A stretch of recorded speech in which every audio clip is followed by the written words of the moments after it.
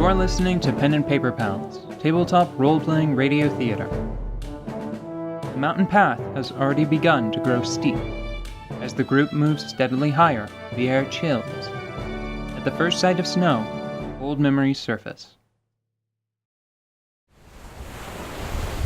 An unseasonably cold wind blows across a distant plain. Each new breeze seeks to escape the mainland, to dance out across the sunset orange ocean. A young girl rests on the shore, near a row of 3 propped fishing rods. Lying sideways, her braided hair reaches almost to the sand. The hair is dark. If judged alone, it could accurately be described as black, but against her bright red skin, it's revealed to be a deep green. She holds her head up with a fist tucked to the side of her face, looking profoundly bored. None of the lines have budged since morning, and her basket is looking a little light for her liking. She bats her tail idly, feeling the wind as it escapes out over the water. If she calls it quits right now, she can glide back to camp just as the stars begin to show. If she delays any longer... Daughter! Daughter! Has anyone seen my dear, sweet little girl? Shoot. That time already? An older lady, human, wrinkled, just beginning to grow small from age, teeters along the shore. She makes a show of stopping every few feet to poke the ground with a tall walking stick. The young girl calls out, "Hail, stranger! You sound troubled." Oh, hail to you, dear traveler. I'm looking for a wee girl. I sent her out to fish in the morning, and I fear she's been lost to the sea. The child pushes off the light sand, rocking up into a thoughtful pose, legs crossed, one hand stroking at her chin. I hate to be the one to have to say it, but that does seem likely. These waters are known for their vicious pompano and man-eating whiting. Your girl is most probably long dead. Oh, that's a shame. I'd put quite a bit of work into that one. Well, I still have my youthful charms and can find some young buck to help me begin again. Nana, too far. As they laugh, the young tiefling stands, moving to the poles. Hesitantly, she begins to draw the lines in, hoping that something might catch on one in these last few seconds. Procrastinating, she looks westward, towards the setting sun. Aw, we'll be deep in the dark by the time we make it back. What? You are only starting to worry about such a thing now? My child, the time to start worrying about nightfall is long past. Nuh-uh. On my own, I could start flying back a few minutes from now, and I'd still get there in time for the first bit of starlight. The grandmother looses a volley of disapproving tuts, waggling her walking stick on beat. You know you're not supposed to go flying near to nighttime. You might crash again. Nana, I can see in the dark just fine. Under the setting sun, her eyes have already adopted a faint amber gleam. You can, yes, but these old eyes can't. Not for Rupert's hounds, we wouldn't have been able to find you until dawn's first light. The girl huffs, tapping a heel hard onto the sand. That was over a year ago, and my head healed up fine. The girl lets her head loll to one side and hangs her mouth agape. It's a poor caricature, but she was deeply unconscious after the collision. She obviously can't know any better. Her grandmother's nose crinkles. She pretends to bop the child with her cane. Despite that, she wears a smile. Besides, my wings are much stronger now. I practice flapping once I've got all the lines in the water. Looking along the dimming beach, her efforts are clear. Wide, sweeping patterns of displaced sand end in thick ridges. That's good to see, dear. I'll have someone to ferry me around in my old age. Is that what I am? A replacement for Rainy Soren? Since you brought it up, he is getting on in years. And moving by wing is a mite bit faster than by hoof. The child drops the bundle of fishing rods onto the sand. That's right. Flying's much faster. Let me prove it. The young girl gently grabs her Nana around the waist, wings spreading wide. A ruckus follows. Wings slice through the air asynchronously, ineffectually. Grandmotherly admonishments are cut short by gasping laughs, which are themselves lost in a flood of mock assurances that they'll be airborne soon. After several moments of this, the winged girl relents with a heavy sigh. Well, I guess you're just too heavy, Nana. Ow. Sorry, sweetie. My cane nearly got away from me there. We'll just have to wait until I shrink a few more inches, I suppose. Oh, I know. If I grow a little in the meantime, you won't have to shrink so much. And there's our plan. I'll fit snug on your shoulder in no time at all. The elderly lady lights a small lantern, then attaches it to a metal pin at the end of her stick. Walking with her young ward through the darkness, she notices the occasional dour look on the young girl's face, aimed down to the relatively empty basket she carries. Let's see. 2, 3... You could do much worse than 9 pounds. Yeah, but I could do much better, too. A single tubby tuna would beat all of these combined. If only I could go net fishing out over the deeper waters. A stern matriarchal look silences her. Whoa, okay. No net fishing over deep waters for me. I suppose I could just take 6 rods with me tomorrow to make up for today. Tomorrow? Oh my. I'm sorry, dear. I forgot to say, we're headed south in the morning. What? Already? But the morning frost isn't even that bad yet. Caretaker Caldwell sees a harsh winter coming, and much sooner than usual. It will be best for the flock if we move now. Turning on the spot, the girl looks back toward the beach. No, it'd be foolish, standing in the tide, fishing through the night.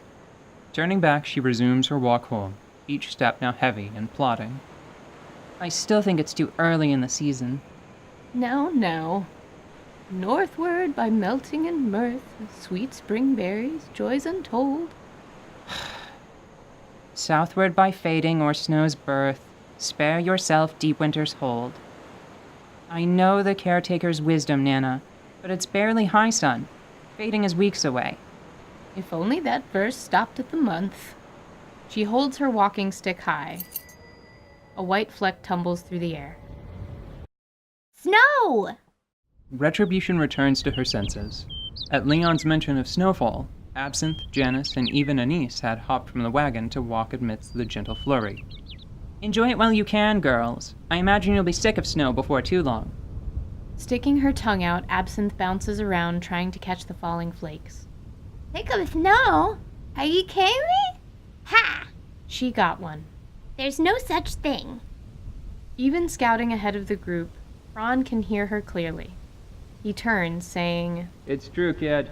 Down here, the snow doesn't last, but we're gonna be up to our waists in the stuff before too long. Your waist or my waist? My waist, smartass! She thinks, scanning Janice. I don't want to misplace you, sister. Should we dye your hat red or something? Janice's shoulders slide up, driving her scarf over her cheeks. Both hands move protectively over her white hat, pushing it down. From the thin window left between the cloth, her eyes narrow. I'm being serious. Fran could just pull the dye back out on the other side of the mountains. Janice relaxes, pushing a mitten thoughtfully to her lips. She pulls her big sister close, whispering something. Oh, I guess, but then you wouldn't have enough cloth to cover your neck. We'll just have to see what it's like when we get there. Sliding from her horse, Retribution waves Anise, Absinthe, and Janice over. In her mind, this is just about the point of no return. Now that we're closer to the mountains, close enough to get a strong sense of what an annoyance it will be to cross them, I'm going to ask you one more time. Is this really what you all want? The supplies for a mountain crossing will carry you much further over flat ground. We could go a considerable distance east or south. Internally, Anise panics. She didn't consider that Retribution might have a change of heart. She peers up at the mountains. Her stomach begins to churn when she tries to imagine crossing them alone. What about the war? Isn't it an important opportunity for you? There's always a war somewhere. Absinthe? Janice? Nah, west is the best direction for us. Anise sighs in relief, discreetly wiping a bead of sweat from her brow. If we don't head to Blueport, we're basically signing up to be orphans, and I've never heard a story about happy orphans. Anise, it might seem like you're outvoted, but if you have a particularly persuasive argument, now's the time to speak up. No persuasive arguments from me today, I'm sorry to say. That's it then. Our path is set. I don't want to hear any complaints when we're up to Fran's waist in ice and snow. Are you sure, Anise? You look really easy to bruise. I promise you, I'll be fine. Okay. Absinthe raises a hand high overhead, hesitates, then swings an open palm down onto Anise's outstretched wrist. Even with her teacher's warning, she's startled. Around 1.5 inches from her target, something unseen bounces her hand away, as if she had slapped a drum. Ah! Quickly, both of you look here. The mage draws her hand to eye level. Energy ripples outward from the point of impact, across a shimmering field that roughly mimics the shape of Anise's forearm and hand. It's a rough translation, like she's wearing a mitten of glowing glass. The energy dims, soon fading from sight. The girls sit in silence, pondering what they had just seen.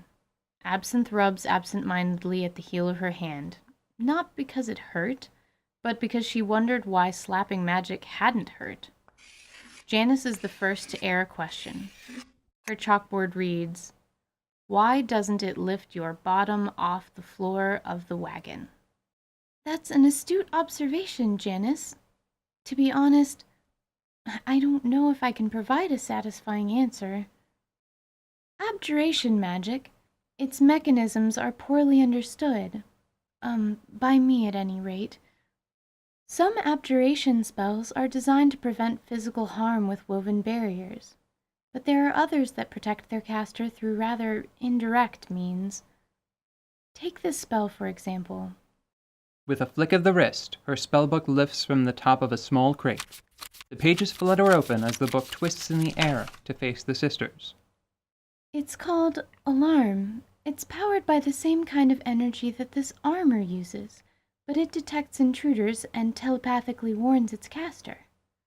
Those spells are frustratingly dissimilar, despite sharing a power source. To try to answer your question, Janice, the energy that powers abjuration seems to have a kind of understanding. It's as if it's able to detect intent, desire, probable outcomes. I can sit down because I want to, and the spell doesn't think doing so will harm me. If I were to accidentally sit on a needle, however, it would try to displace it. A needle. What if it's something that would hurt now, but might be good for you later? Like stitches. Excellent critical thinking, Absinthe. I can tell you that an armor spell doesn't prevent the application of sutures. She was speaking from first-hand experience, but was hoping she wouldn't have to say so. That seems... Hold on. She flips rapidly through her now dog-eared thesaurus. Fickle.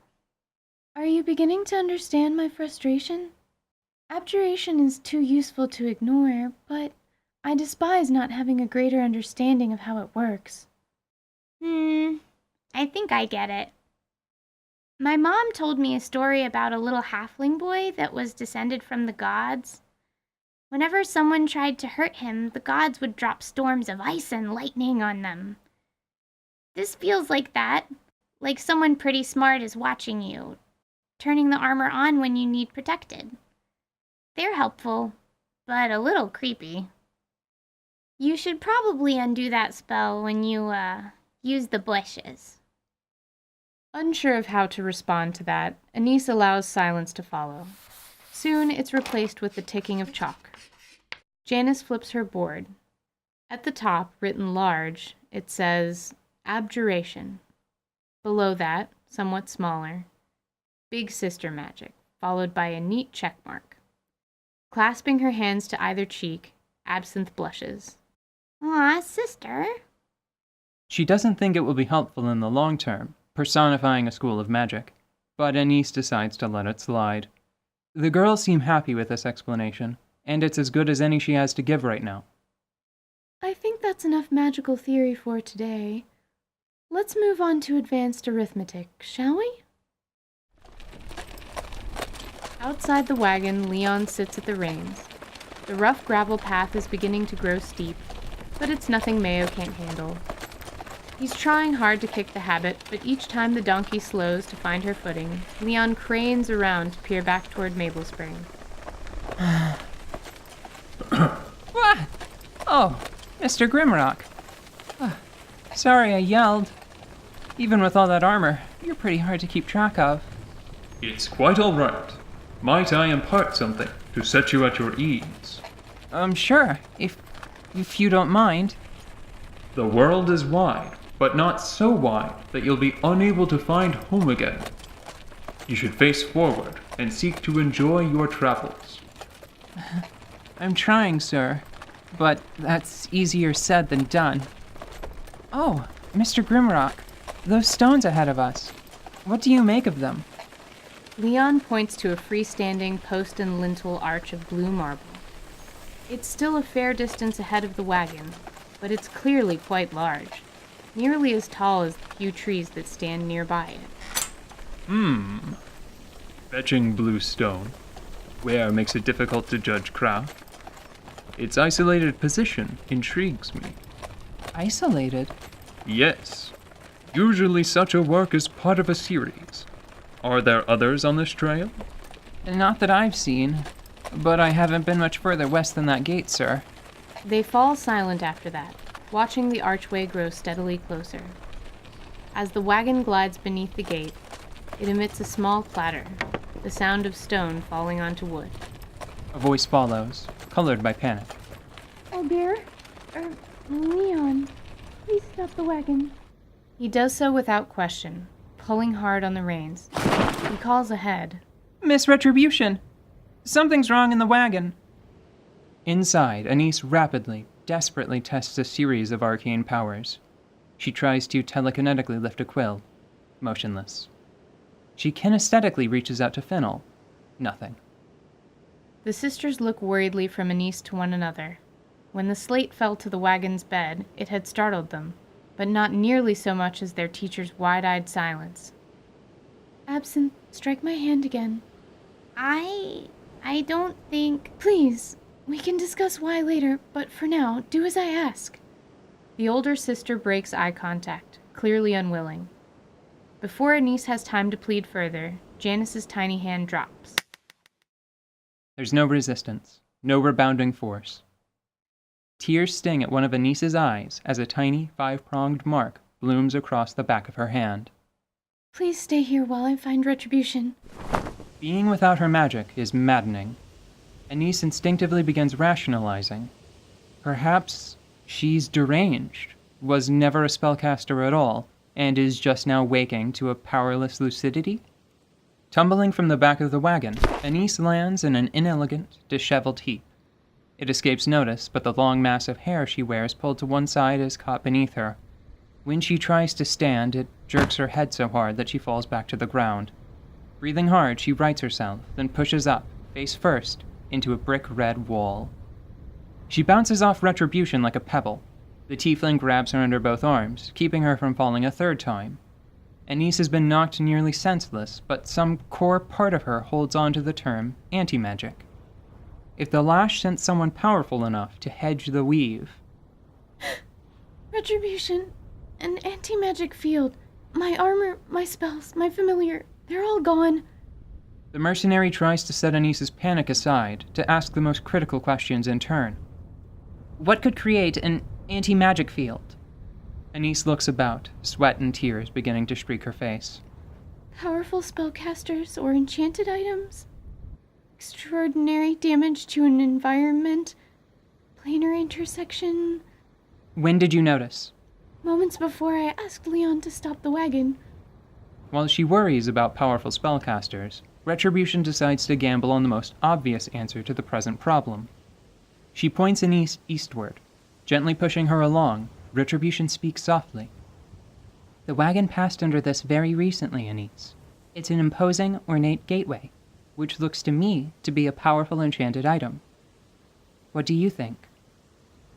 The only answer is a slight, indecisive motion of the head. Was it a nod yes? No?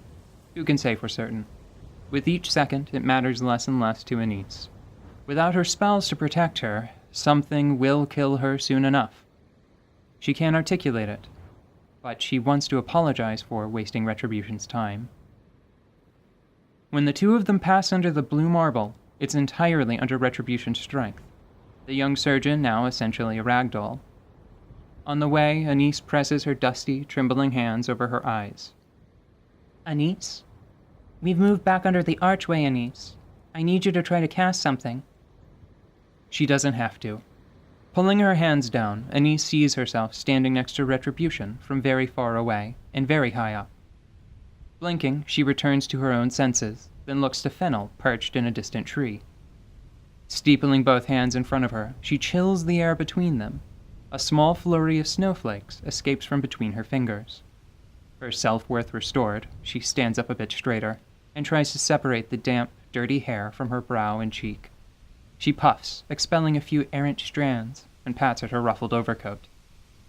You have my apologies for stopping the wagon and making such a scene. I was afraid... Holding up a hand, Retribution interjects. Are you feeling better? Somewhat. That's enough for me. Please, take a few minutes to investigate this archway. Try to determine the range of its effect. She turns back toward the wagon, then, Anise, on the subject of making a scene, if I found myself to suddenly be missing a sword arm or a wing, I think you were more composed today than I would be in a similar situation. Anise recalls a recipe she saw early in her studies. It was a medicinal hallucinogenic, intended to ease the side effects of limb regeneration. She hopes that her new friend wasn't speaking from experience. Anise spends some time pacing around the stone. There are other hunks of blue marble scattered around, so it's not the stone that's important. In the end, she grows impatient. She saps the heat from the ground in long lines, covering the sparse growth and gravel in a thick layer of frost. Where the ice ends, the anti-magic field begins. Before long, she has it mapped out. It's tear-shaped, tapering to a definite endpoint. Satisfied, she reports her findings to Retribution, and travel resumes. Anise doesn't return to the wagon until it's well clear of the field. I apologize for being so terse before. I take it you've deduced what was happening? Yeah. I hope there aren't more of those gates ahead. How's your hand? What? Oh. Looking down, the 5-fingered mark practically glows red against her pale skin. The girls lean close. Ouch. Digging through her bag, Janice produces a yellow leaf, staring at it intently. Before any questions can be raised, she pulls it across her face, licking the back of it, then sticks it to Anise's hand. Afterward, both girls are all smiles. Anise is confused, but between her students' grins and this home remedy, her hand does feel a little better. White snow, blue stone, yellow leaves. The wilds here seem to exert a powerful force on memory and emotion, and they're not even that high up yet. The music for our intro was composed by Walker Williams. We have links to him and his work in the description. P&P Pals is adapted from a 5th edition D&D play-by-post campaign and has been dramatized for your enjoyment. This show is produced by Precarious at best and heard by you. See you again, retrospective traveler.